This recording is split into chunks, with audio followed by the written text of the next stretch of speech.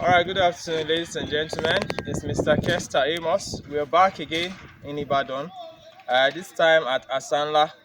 I know last time I was making a video, the first video I made here, I was struggling to call the name of the place, but I think I'm mastering it gradually. So it's called Asanla. It's quite a big one we're doing here. You can see the entire premises is quite massive. So what we're building, if you see behind me, we have greenhouses, we have some farm structures on this side. So behind we have a back gate. So at the extreme there, we have the gatehouse. There's a small gate there. This is the major entrance, and we have staff quarters here. So it's positioned around the entire farm.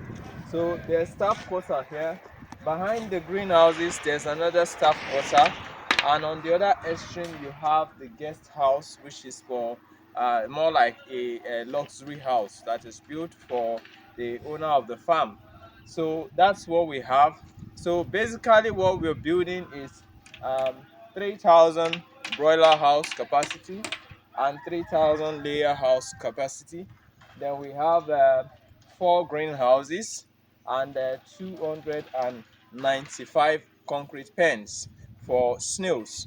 So we are going to do the breeding in the concrete pens, and then from there we're going to supply the hatchlings to the greenhouses. So what we are introducing for a start will be 10,000 breeding snails, because we have 295 pens, and the 10,000 snails will only go into 200 pens. So we have 95 pens to play with until the greenhouses are ready for stocking. So without much ado, let's walk through the farmhouses and see what it looks like. So this is the broiler house. Of course, you know my pattern. We'll use the broiler house to brood the day-old chicks for the layers, and when they are at point of lay, 14 to 16 weeks, we move them into the laying house, and from then we can begin to do broiler production on this building for as long as the birds are laying in the cages until they become spent layers. Then we start the cycle all over again. So that's the whole idea. So we are not building a structure for broilers separate and a brooder house separate before the layer house. That will be too expensive, especially these days where the naira is really losing value in most of the things we get. So building such houses that will not be used for long periods of time is not really necessary. So the broiler house will serve both as a brooder house for the pullets and also serve as the broiler production section. So this is what it is. The carpenters are still working, and we've just finished the woodwork here. They are currently working on the woodwork on the layer house. So the next thing we are going to do is we'll start the casting.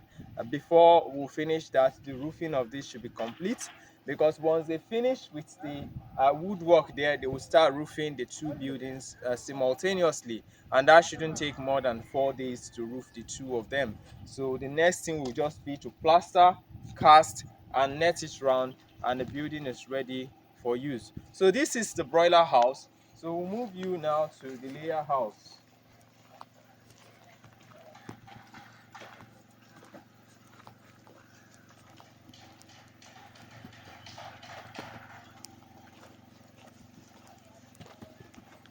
Hey, how now? How's the work? All right.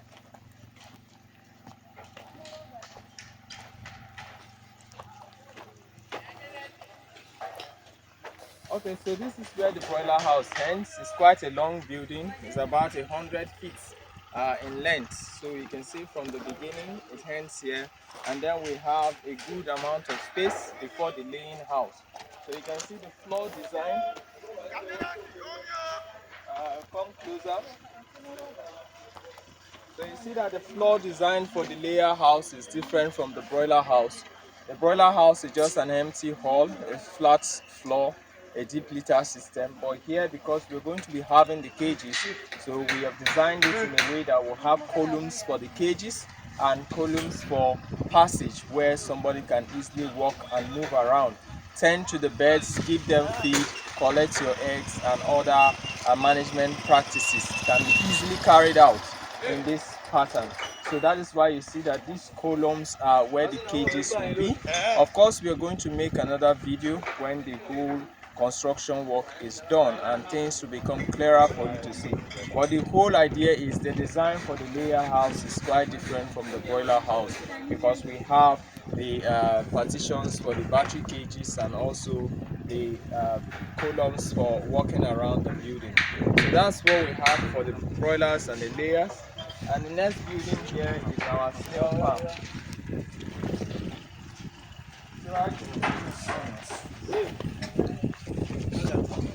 Okay, so climb up so that we don't need to go inside.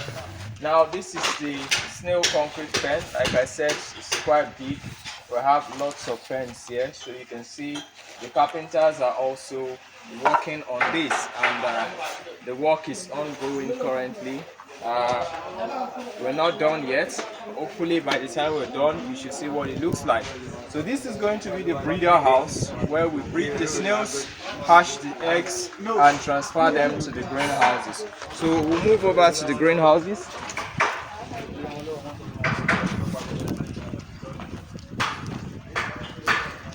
So we have 4 of them, 1, 2, 3, 4. We've just finished the installation, so it's left for us to do the internal work. So if you come inside, you will see it's quite cool inside here. Now you can see we have installed the sprinklers. It's just for us to clear this ground. This is just what it was before we did the installation. So this ground will be cleared and properly tilled and cultivated upon, because the grasses that the snails will feed upon, they are special grasses and crops. So we are going to grow those crops and grasses inside this place.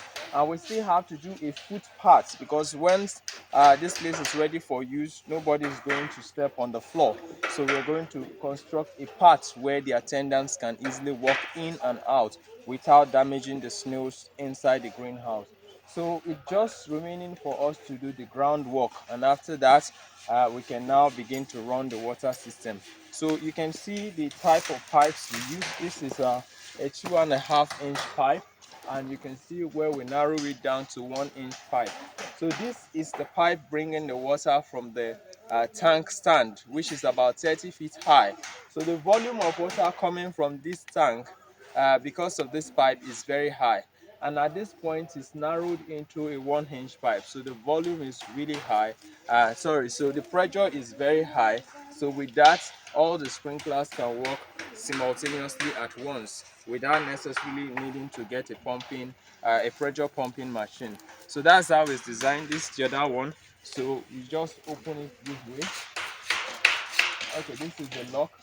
It's currently open, but we have not install the water system, so that's why there's no water. But hopefully in our next video everything will be set for you to see.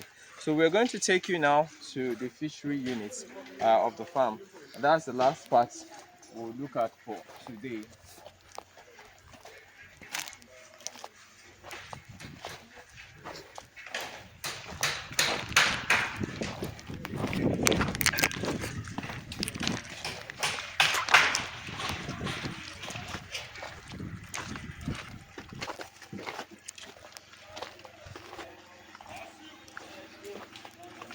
Hey, how are you?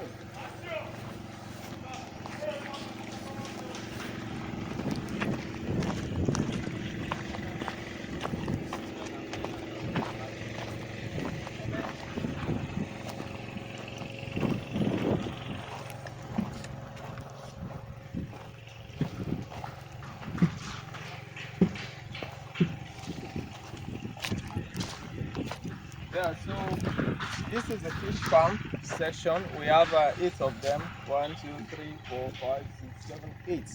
And each of these is designed to contain 2,500 catfishes to table size. And of course, we're still very much a work in progress. We are done with the block work, so we are actually doing the plastering of the ponds. So we'll just show you how these ponds are reinforced. So if you come to this side,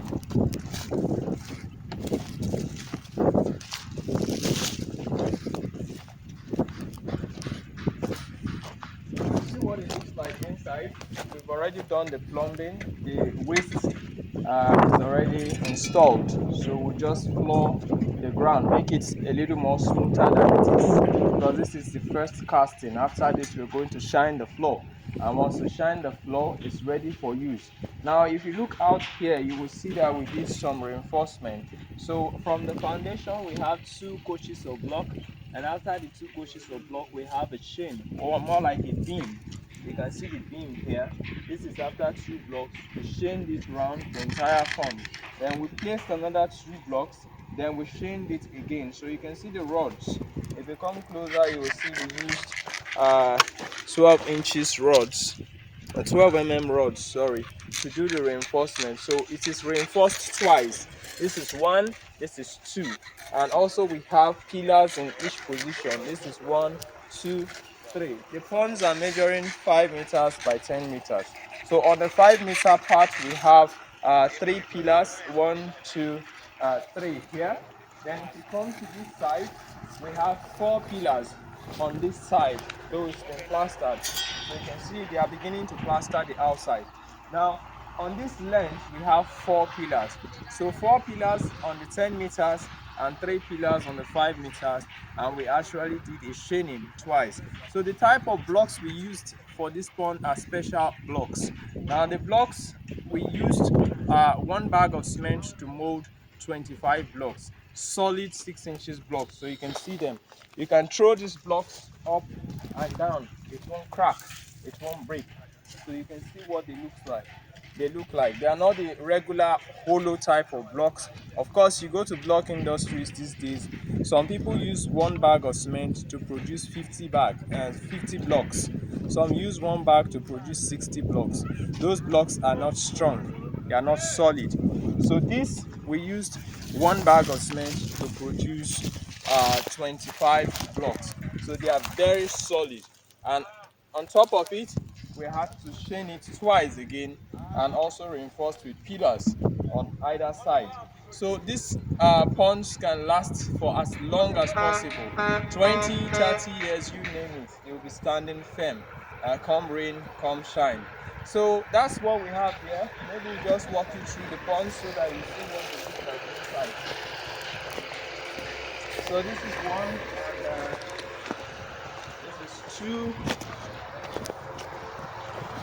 We are almost at the concluding phase. You can see the neat job my engineer is doing here.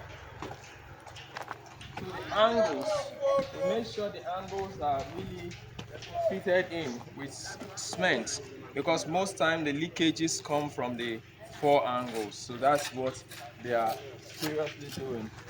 Then of course we're still going to floor the ground. So the land is a bit high. So we have 1, 2, 3, 4 on the same height, the same level. And this 1, 2 taking the same height again, because the land slopes like this. So we can't afford to take this to the level of this, because this part will be too high. So these 4 ponds are taking one level. These 2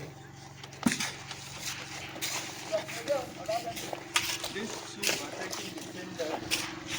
And then we have another 2 here. I think the same level. So you can see the step.